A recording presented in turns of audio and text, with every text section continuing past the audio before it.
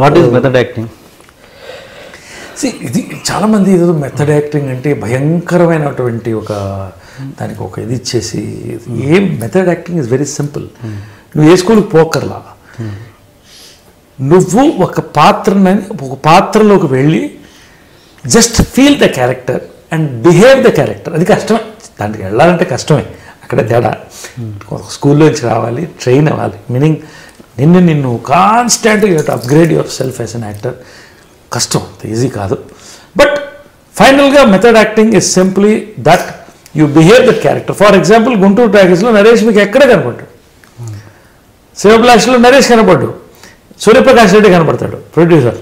అలాగా method acting school అనేది most time tested school in the world. అది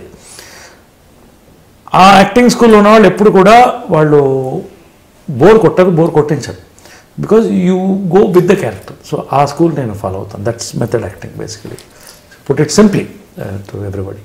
okay.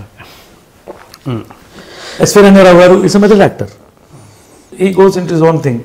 అలాగా నజరుద్దీన్ షా ఉన్నారు, ఈజ్ అ మెథడ్ యాక్టర్. ఇట్లాంటి వాళ్ళు ఫర్ ఎగ్జాంపుల్స్. ఇవాళ ఒక చిన్న నికాన్ 5D పెట్టుకుంటే you can shoot a film, యూట్యూబ్లో పెడితే ఇట్స్ అంతవరకు వెళ్ళిపోయింది, కెమెరా జనాల్లోకి వెళ్ళిపోయింది వాళ్ళు టుడే. సో